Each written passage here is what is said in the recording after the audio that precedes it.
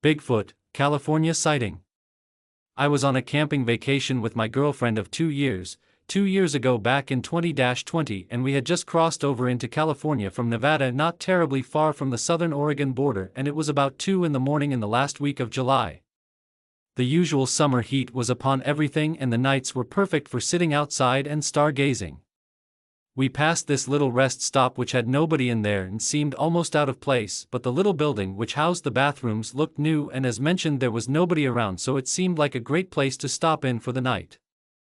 There was nothing in any direction as far as you could see except trees, and they were not so thick as to be able to call the area a forest, though later I would learn we weren't terribly far from a national park forest located mostly in Oregon, and perhaps some it drops down into California and or Nevada, I don't know. The moon was out, so we had some light to see with, and we decided to spread our sleeping bags out on the ground in front of where we had parked my Honda Pilot. There was no wind to speak of, just an occasional breeze that seemed to phase in and out without much vigor. That was why when we started smelling that odor it was clear to me that what had caused that smell was not far away. I'm getting ahead of myself. At first everything was fine. We even fooled around and ended up naked with our clothes piled up in no particular order, and then actually getting them strung around due to our rolling around on the sleeping bags. We were laying there, I was on top of her and she on her back, when both of us caught wind of that odor, and at first I thought it was just a skunk, possibly a family of skunks, moving along their merry way. I grew up in Kansas, and back there it was fairly common, if you were one to be out late at night, to encounter a skunk or family of skunks going along to wherever they go. They don't have to spray their stink in order for a person to be able to smell them. They just have to have somewhat recently have sprayed, and there will be enough caught on their fur to more than amply announce when they are in the area. I should probably have mentioned we were without phone service. Neither of us has anybody or any reason that someone would try to contact us in the middle of the night, so to us it was nothing to be out of reach of the phone company on any given night, or even nights for that matter. We were both 28 and free of responsibility for anything other than taking care of ourselves. When we got back, I would return to working on a ranch owned by my father, and she would go back to being a secretary at a local law firm. Until then, however, we really had nobody to answer to, and nobody answering to us. The reason I mentioned there was no phone service is that I imagine if I didn't that all through the rest of the story you would be wondering why we didn't call for help, even if it couldn't have arrived in time to be of help. We were laying there just kind of in the moment when that odor arrived, and with the wind being so light that night I knew whatever it was causing the stench was close by. I rolled off her just in case we did have to get up and move out of the way of a skunk wanting to get by.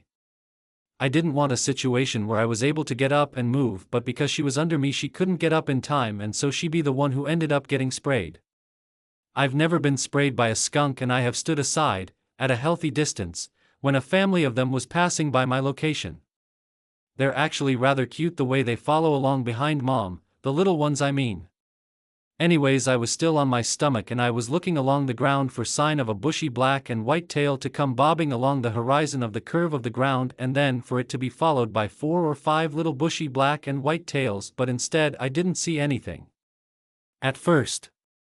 You know how on a moonlit night you can see pretty good for the first maybe 10 or 15 feet, and then if you want to see something clearly beyond that distance you have to sort of reset your vision for seeing that distance. It was like that, and so when my vision started to sharpen the shapes it was seeing, I was both shocked by surprise and overtaken by sheer terror at what I saw. When I first saw it I was, as mentioned, looking along the ground or about a foot about the ground for a black and white tail.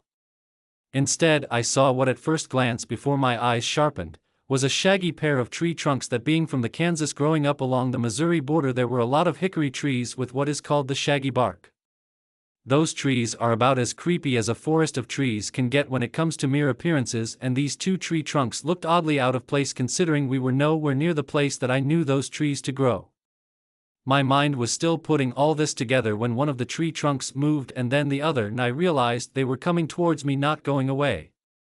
My line of sight followed those tree trunks up to see they were attached to each other by means of a large torso that was heaving in and out, and then I saw the big hands hanging down below the thing's waist, and even before my eyes had climbed up to see what kind of face was attached to this horror of a body pummeling at us, I was screaming at my girlfriend to get up and get moving, and I said the bathrooms, and she got up and we both sprinted the probably 10 or so yards to where the bathrooms were at, and thank God there was a trash can in the girls' bathroom that actually fit perfectly between where the door opened and the back wall of the entrance to that little bathroom. It didn't completely shut the bathroom door, however, and that thing crashed into it, slamming the door into the trash can, which had to be laid on its side to be a proper door block. She had actually grabbed her purse when getting up, and now that we were in the bathroom with this thing slamming against the door with just a low light in the room, I think it may have been one of those solar-powered lights, because I can't imagine there being electricity along that route. There's nobody or nothing for to have reason for power.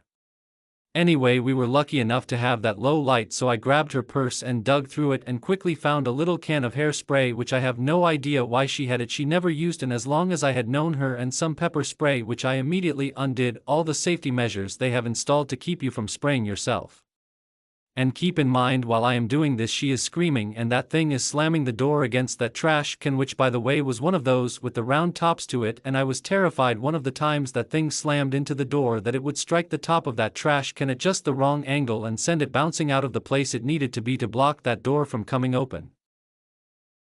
Well, I got the pepper spray ready to spray and timed it just right when that thing hit the door again, bouncing it slightly open, and just then I hit the spray, being conscious of the fact that I wouldn't be able to get a long spray before the door had come slamming back, and I didn't want to waste the stuff in hopes of getting another try or several tries before I ran out of pepper spray.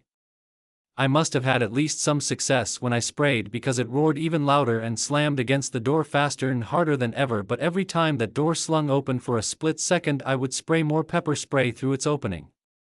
There was more roaring and then the slamming stopped, but we could hear it breathing heavily just outside the door. I could feel the pepper spray was mostly gone, so I went with plan number 2, which was a lighter and her hairspray.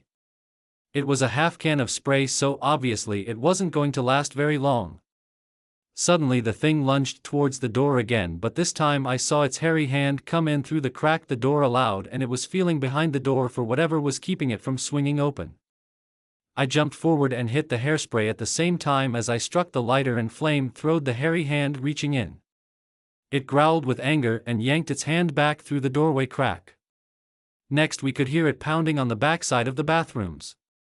We discussed making a run for our car, but I thought our best chances were to stay in the bathroom where there were no windows and only the one way in and out to protect. The trash can looked beat to hell, but if anything it beaten the round top into a more square head, or perhaps better said, place to catch the door on if something tried to push its way in again. The thing tried several more times to push the door open, but it didn't slam against the door again.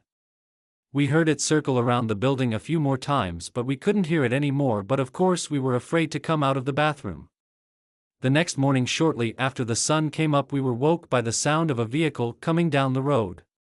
I cautiously opened the bathroom door up to be greeted by the warm sunlight and a pickup truck fanning dust into the air as it drove past us.